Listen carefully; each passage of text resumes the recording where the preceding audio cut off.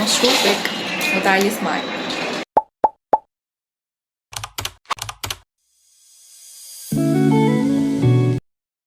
هاي، ازيكم عاملين ايه؟ يا رب تكونوا بخير. مبدئيا كده قبل ما ابدا في اي حاجه لازم نعرف احنا ليه وجود الاشخاص مهم في حياتنا. ان يكون عندك صديقه او شريك حياه بيساعدك انك تكوني في حياه مستقره، وكمان بيساعدك على النجاح، وخصوصا لو الشخص اللي في حياتك او البني ادمه اللي في حياتك دي سويه نفسيا، فهتعرفوا تنجحوا مع بعض وهتعرفوا تكونوا في علاقة صحية. أي بني آدم غير سوي هيكون في دايرتك هيأثر عليكي بالسلب، وهيخليكي بدل ما تعلي هتنزلي تحت. خلينا نبدأ بقى. أول حاجة، إزاي أختار شريك حياة أو شخص صحي وسوي نفسيا؟ قبل ما اقول لكم ازاي نختار الشخص الصح، لازم تعرفوا ان انتوا لازم تتعرفوا على نفسكم الاول، وتعرفوا ايه هي حدودكم ومبادئكم، وايه الحاجات اللي تقدري تتقبليها من الطرف التاني، وايه الحاجات اللي هتكون مرفوضة عندك. خلينا في الأول كده نقول إيه هي أصلا مواصفات الراجل الصح أو الشخص الصح.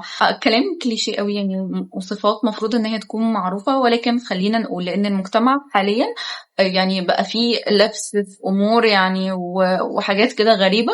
فخلينا نقول الحاجات المفروض إنها تكون معروفة: الراجل الصادق مش الكذاب، الراجل المحترم المسؤول المتعاون الصبور اللي عارف ربنا. دي مفروض صفات مفروض تكون موجودة في أي بني آدم، وخصوصا شريك حياتك، لأن ده الشخص اللي انت هتكوني موجودة معاه أو مكملة معاه بقية عمرك.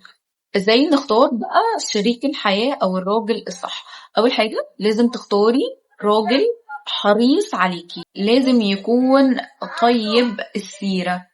يعني الناس ما بتقولش عليه كلام وحش كتير، مش كلهم أجمع إن هو وحش ومش محترم. وما تستنكريش كلام الناس ده وتشوفي إن هو مثلا إيه، ممكن يكونوا بيقولوا كده عشان بيغيروا منه.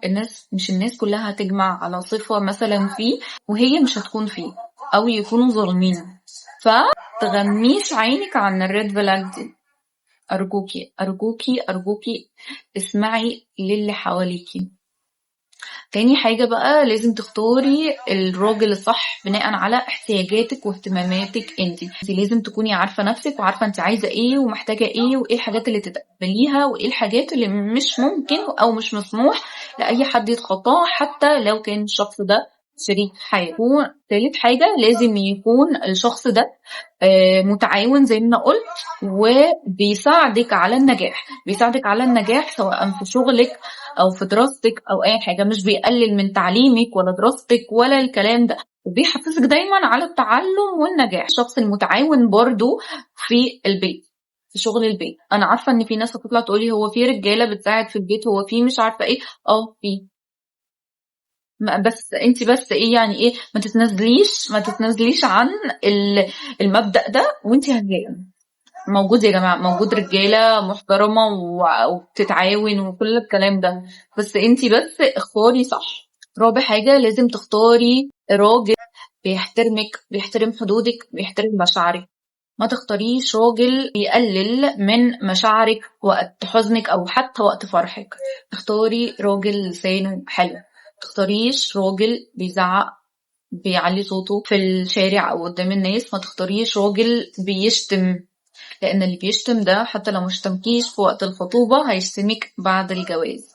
فاوعي تختاري الراجل اللي لسانه وحش. اختاروا الشخص الحنين. مفيش بني ادم في الدنيا دي حنين وقلبه ابيض وطيب هتواجهوا معاه مشاكل وصراعات في حياتكم بعد كده، لانه هتلاقوه دايما بيعدي وبيسامح وبيتجاوز، وكمان بيحل مشاكل وما بيهونش عليه زعلك.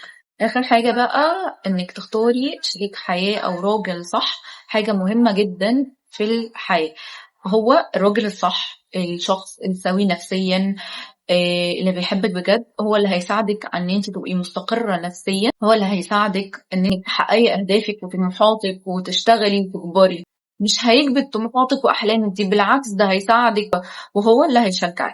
وبس كده، اتمنى تكونوا استفدتوا وحبيتوا الفيديو، واشوفكم في فيديو جديد. باي.